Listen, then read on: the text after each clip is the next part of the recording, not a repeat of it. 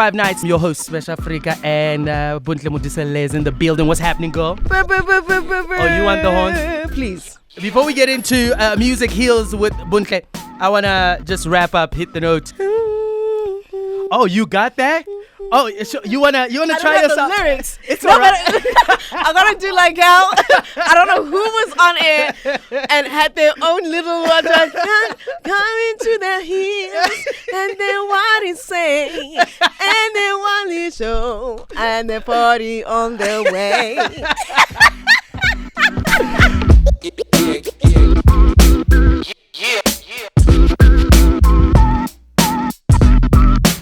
We gotta do it like this. South Africa, I am hanging out with the one and only, the amazing superstar, businesswoman, actress, choreographer, dancer, mother. I'm talking about Bontle Modiselle. Thank you so much for making time and coming to the show. How you doing tonight, man? I'm amazing. Thank you for calling me here. You look fly. I mean, you know, we're on radio, girl. You gotta show up, even when the people can't see you. Since it's Music Heals, right? The premise is like just finding out your journey in terms of how music has healed you, and through dance you've healed people. Absolutely. And through creating music you found healing yourself. Do you remember the first time music healed you? I could call it a breakthrough moment. And obviously it has to do with something pretty heavy in my life, which was the death of my father. When did we work on Hear Me Move? So Hear Me Move was a film on my acting debut that happened in 2014, I think. Wasn't it 2013? It was 2013. I met you on that set. Yes, it was on 2013. I made my first cameo. So it was 2013 and we're working on Hear Me Move. In that time, the director, Scott Smith, had said, okay, this is a moment where, one, you need to dance a dance style that you are not comfortable with. And think of something that you've never confronted, or something that you've shoved under the carpet, or something that you've never dealt with. For the first time, I had to confront how I felt about my father's passing, and using music and dance as a vessel to communicate without saying a word. May your dad's soul rest in peace, and I know for sure he's looking down on you and is like, oh, that's my girl. That's my baby. That's my baby. That's my baby. Because you're shining, man. Yeah, trying. No. You gotta claim it. You shining so bright. I believe in leading with love. Nah. And I guess maybe that's why I love dance so much. Because it does that. It's a vessel of that. Exploring your body, understanding who and what you are, what you're made of, moving a certain part of yourself you didn't even think functioned. Yo, one thing about hips, they don't lie, man. They don't lie. And if you can't, it's not in the shoulders, it's not in the knees, it's in the hips.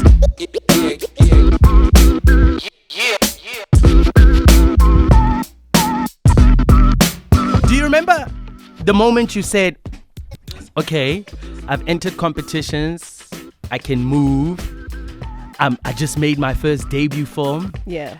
Let me go and become a choreographer. When did that happen for you?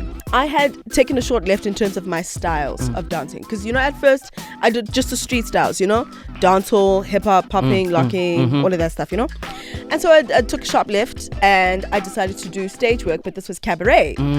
And working with Paul Mujaji, he had given me the first opportunity to create, to choreograph. Now, I hadn't done that before. I mean, outside of like crew stuff, and I think that birthed a lot. From there, I started working with different choreographers, started doing multiple projects, and then, working with artists, and then.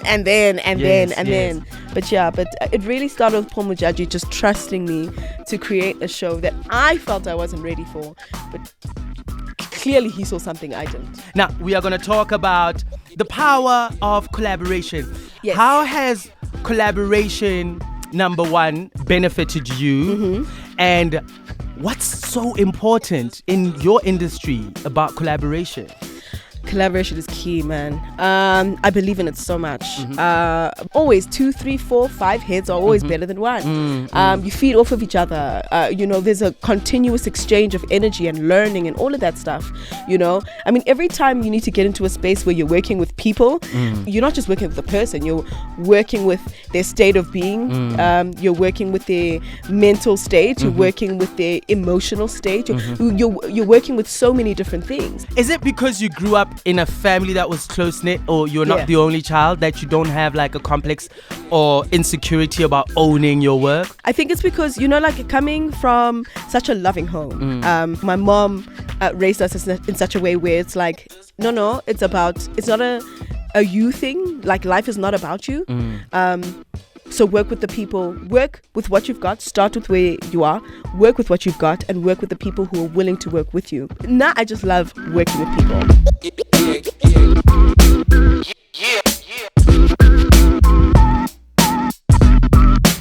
Now let's talk about monetizing your talent. What has your journey been like? I can't imagine. Hey! Because number one, here's what we know, and we need to change this narrative, and perhaps it's on us, the new generation entertainers, that we look at entertainment as a value chain, and knowing the value we bring to the business of entertainment. So how has your journey of monetizing your talent been for you?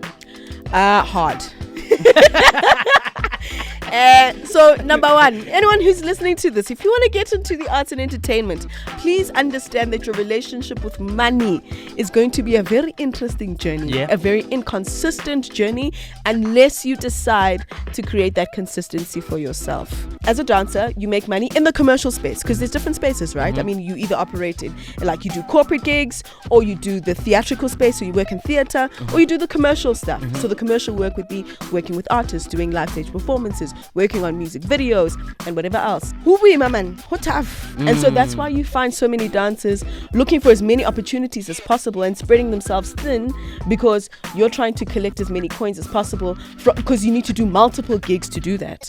If you're a dancer, you need to understand that it's not just a hobby. And as soon as you start to take yourself seriously and treat yourself like a business, then people will treat you in that same way. The power of social media and pushing music is incredible. I could easily say, and I put my head on the chopping block for this, the reason Amapiano is big globally, it's because of the individuals who took time to create dance videos, and everybody from everywhere in the world felt the need to be part of this movement. Your bedroom talent has worth. It has value. You've just got to know how to put it together and how to consistently keep that up and put it out so that people know what they're investing in. Because if I'm a brand and I want to give you money, one is because I see value in you, and I want to know that my investment in you is worth it.